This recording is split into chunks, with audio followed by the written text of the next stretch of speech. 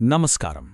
ఈరోజు మనం AP TET అంటే ఆంధ్రప్రదేశ్ ఉపాధ్యాయ అర్హత పరీక్ష గురించి పూర్తి వివరాలు తెలుసుకోబోతున్నాం. దీనికి సంబంధించిన ప్రతి అంశాన్ని విశ్లేషిద్దాం. ఆంధ్రప్రదేశ్లో టీచర్ వృత్తిలో ఉన్నవాళ్లకి ఒక చాలా పెద్ద మార్పు రాబోతోంది.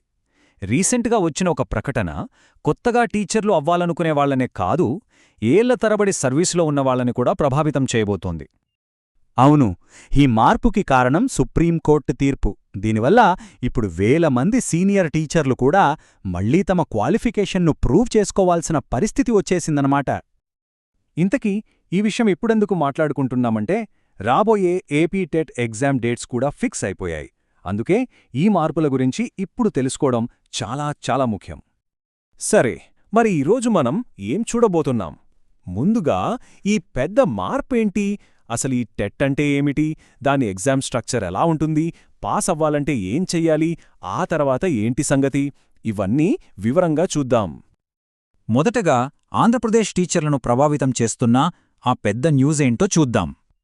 ఇక్కడ మనం అర్థం చేసుకోవాల్సిన కీలకమైన పాయింట్ ఏంటంటే, టెట్ ఎగ్జామ్ ఇకపై కేవలం కొత్త అప్లికెంట్స్కి మాత్రమే కాదు, ఎన్నో ఏళ్లుగా సర్వీసులో ఉన్న అనుభవజ్ఞులైన టీచర్లకు కూడా ఇది తప్పనిసరి అయ్యింది. ఇది చాలా పెద్ద విషయం. సరే, ఇంతలా అందర్నీ ప్రభావితం చేస్తున్న ఈ ఏపీ టెట్ అసలు ఏంటిది? దీన్ని 2009 విద్యా హక్కు చట్టం కింద తీసుకొచ్చారు. దేశవ్యాప్తంగా టీచర్ల క్వాలిటీకి ఒక స్టాండర్డ్ ఉండాలి, ఒక బెంచ్ మార్క్ సెట్ చెయ్యాలి అనే ఉద్దేశంతో దీన్ని ప్రవేశపెట్టారన్నమాట. అంటే గవర్నమెంట్ స్కూలైనా ప్రైవేట్ స్కూలైనా ఎక్కడైనా సరే టీచింగ్ క్వాలిటీని ఒకే స్థాయిలో మెయింటైన్ చేయడమే దీని వెనుకున్న అసలు ఐడియా. అందుకే టీచర్ అవ్వాలనుకునే వాళ్లకి ఇదొక తప్పనిసరి మెట్టుగా మారింది. రైట్, ఇక ఈ ఎగ్జామ్ మెకానిక్స్లోకి వెళ్దాం. అసలు దీని స్ట్రక్చర్ ఎలా ఉంటుందో చూద్దాం. ఈ టెస్ట్ని ప్రధానంగా 2 పేపర్లుగా డివైడ్ చేశారు. ఒక్కో పేపర్ ఒక్కో స్కూలింగ్ లెవెల్ కోసం అన్నమాట. ఇప్పుడు పేపర్ 1 బ్రేక్డౌన్ చూస్తే చాలా ఇంట్రెస్టింగ్గా ఉంటుంది. మొత్తం 150 మల్టిపుల్ చాయిస్ క్వశ్చన్స్ ఉంటాయి. టైమేమో 2.5 గంటలు. అన్నింటికన్నా ముఖ్యమైన విషయమేంటంటే నెగిటివ్ మార్కింగ్ లేదు. అలాగే పేపర్ 2లో కూడా 150 ప్రశ్నలే. కానీ ఇక్కడొక తేడా ఉంది. చివరి సెక్షన్లో క్యాండిడేట్ స్పెసిఫిక్ సబ్జెక్ట్ మీద ఏకంగా 60 మార్కులకు డీప్ డైవ్ ఉంటుంది. అంటే వాళ్ల సబ్జెక్ట్ నాలెడ్జ్ని ఇక్కడ బాగా టెస్ట్ చేస్తారు. ఓకే, స్ట్రక్చర్ అయితే క్లియర్గా ఉంది. మరి ఈ ఎగ్జామ్లో క్వాలిఫై అవ్వాలంటే అసలు ఏం చేయాలో చూద్దాం. ఈ యొక్క నంబరు ఈ పరీక్ష ఎంత కష్టమో చెప్పటానికి ఒక పవర్ఫుల్ స్టోరీ చెబుతుంది. 2024లో ఎగ్జామ్ రాసిన 3,68,000 మందికి పైగా అభ్యర్థుల్లో దాదాపు సగం మంది మాత్రమే పాసయ్యారు.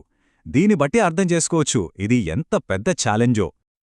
ఇక క్వాలిఫైయింగ్ మార్కుల విషయానికొస్తే జనరల్ కేటగిరీ వాళ్లకు 60%, బ్యాక్వర్డ్ క్లాసెస్కు 50%, ఇంకా ఎస్సీ, ఎస్టీ, ఇతర రిజర్వ్డ్ కేటగిరీల వారికి 40% మార్కులు రావాల్సి ఉంటుంది.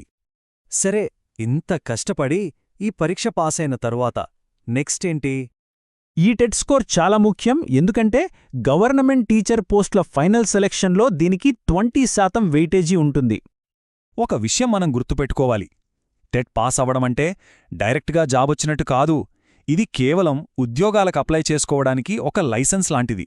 ఈ సర్టిఫికెట్కి 7 ఏళ్ల వ్యాలిడిటీ ఉంటుంది. ఫైనల్ సెలెక్షన్ అనేది మాత్రం టీచర్ రిక్రూట్మెంట్ టెస్ట్ అంటే టీఆర్టీ మీద ఆధారపడి ఉంటుంది. దానికి 80% వెయిటేజీ ఉంటుంది.